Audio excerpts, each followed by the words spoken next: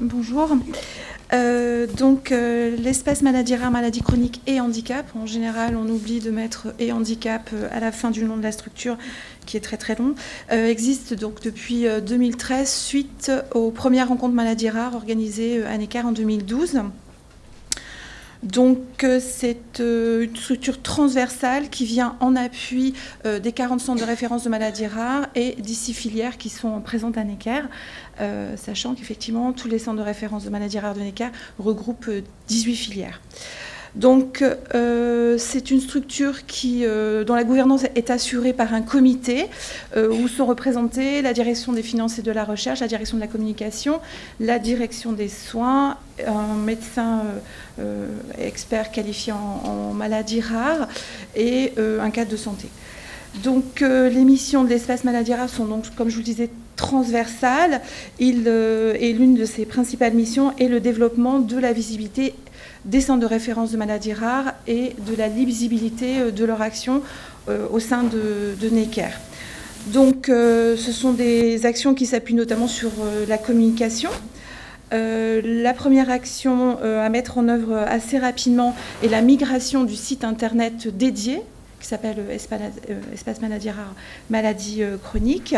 La PHP changeant son dispositif technique de publication des sites d'ici la fin de l'année. Le site internet de l'Espace Maladies Rares va être, on va dire, toiletté.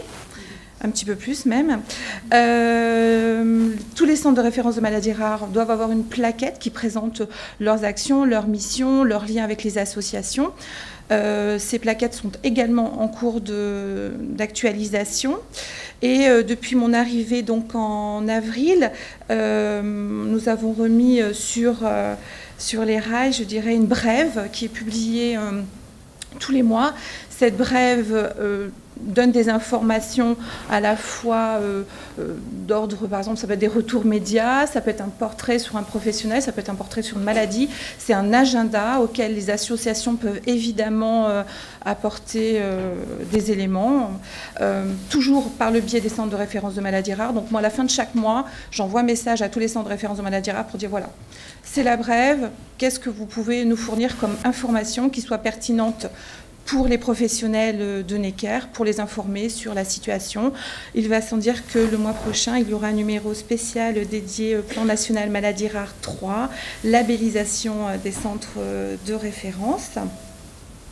J'ai une chose très importante que j'ai oublié de dire, c'est qu'une des grosses actions portées par l'espace maladies rares sur ces 2 dernières années a été la création et l'ouverture de l'espace transition qui s'appelle La Suite et qui a ouvert le mois dernier, qui est un espace dédié donc aux adolescents qui vont devoir poursuivre leur traitement, leur hospitalisation dans les hôpitaux adultes. Voilà, donc les associations sont évidemment les bienvenues pour fournir au centre de référence de maladies rares leurs informations qui peuvent être relayées par cette brève. Pour l'instant, elle est diffusée en interne, mais on peut réfléchir à un mode d'abonnement pour que, par exemple, les associations puissent la recevoir tous les mois si elles en ont envie. Toujours dans l'action de développer la visibilité des centres de référence de maladies rares, l'espace vient en appui de l'organisation d'événements, des conférences, des journées. J'ai en projet d'ouvrir une page Facebook dédiée parce que tous les centres de référence de maladies rares, les filières, les associations, tout le monde a une page Facebook. Donc cette page pourrait être à la fois un hub de partage d'informations, mais également de diffusion d'informations. Et ça nous permettrait de réouvrir quelque chose qui existait précédemment, qui était des chats, qui permettait d'échanger avec les patients, avec les associations. On pourrait faire des petits formats vidéo courts de 15 minutes, 5 minutes dédiés à un thème très précis, et 15 minutes d'échange. Ça pourrait permettre des témoignages de patients, d'expériences réussies, de découvertes. Et je ne sais pas si vous connaissez tous l'Atrium d'Imagine au rez-de-chaussée. Il y a des écrans, il y a 9 écrans. Pour l'instant, il n'y en a que 3 qui tournent. Mais il y a des playlists qui sont existantes. 2 sont dédiées pour l'instant au handicap et aux maladies rares. Ces playlists sont tout à fait perfectibles, peuvent être corriger, modifier sans aucun problème. Je voudrais en créer 3 autres. La première sur la recherche. Donc expliquer aux patients qui attendent devant les box de consultation ce que c'est que la recherche, comment ça fonctionne, comment est-ce qu'ils peuvent être intégrés dans un protocole, qu'est-ce que c'est que la relecture. Voilà, donc ça c'est à travailler. Je pense que c'est un très gros chantier que je vais mener avec Anne-Sophie, tout en étant bien sûr des documents qui soient accessibles à tous.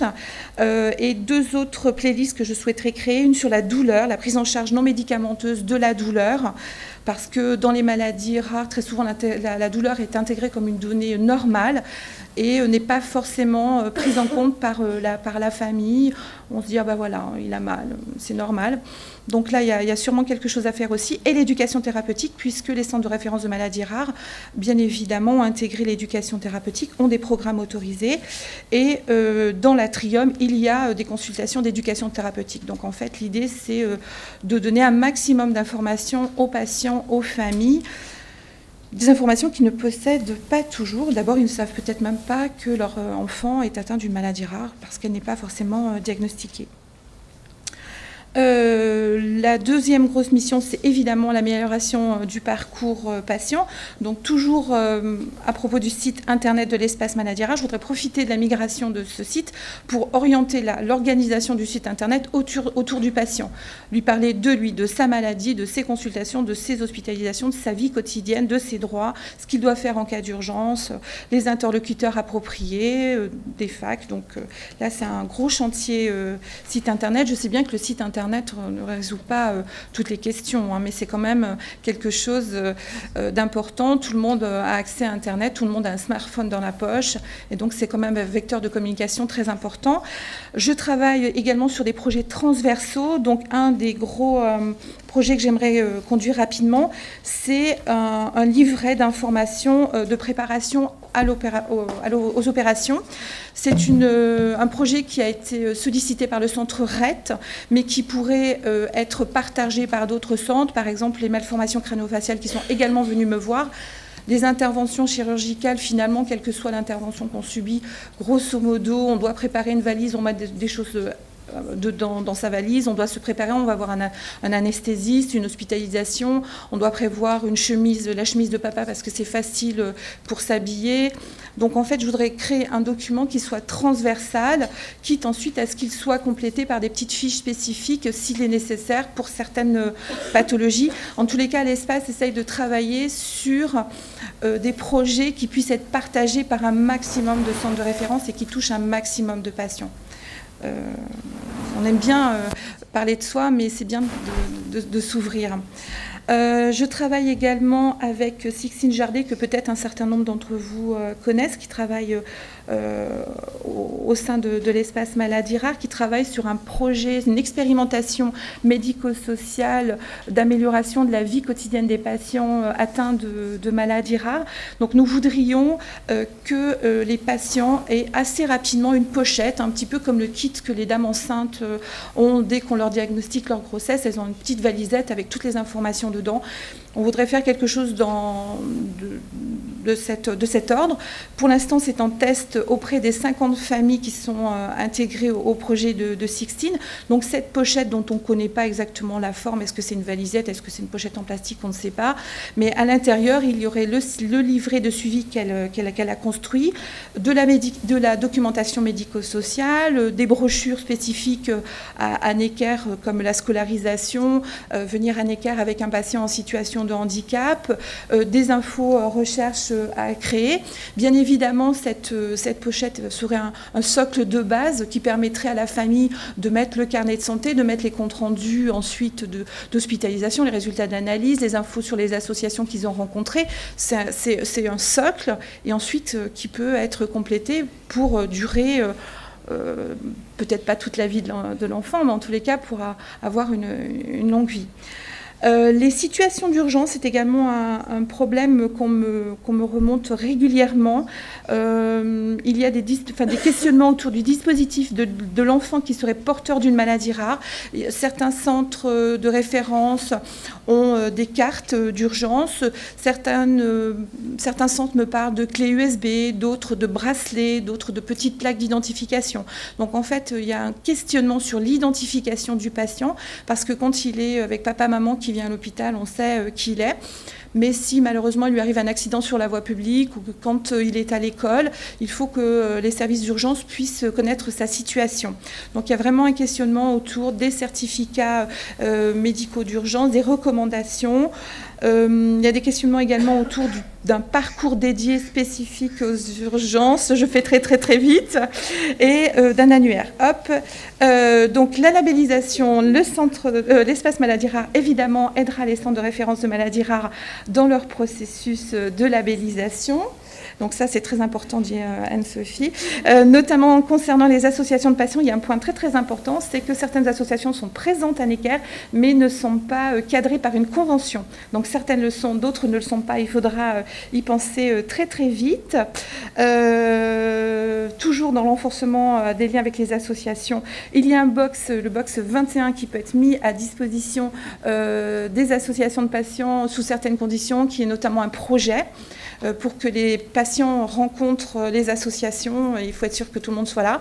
Donc il y a sûrement un projet à construire. J'aimerais beaucoup mettre à disposition une documentation maladie rare, une bibliographie qui soit une collecte des documents, notamment aussi des associations qui font beaucoup de documents sur la scolarité, notamment. Ça, c'est un exemple que j'ai en tête.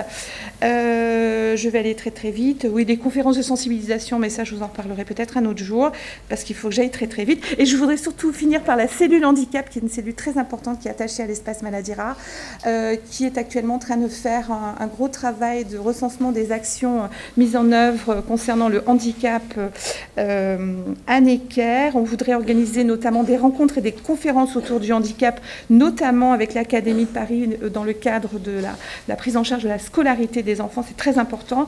Le personnel de Necker est formé à la prise en charge des patients en situation de handicap avec le Rire Médecin, j'imagine que vous connaissez. Et on voudrait étendre le périmètre du point scolarité existant au sein du service de neurochir à des corps de patients ayant des difficultés scolaires modérées. J'ai fini, j'ai fait vite, je suis dans le temps.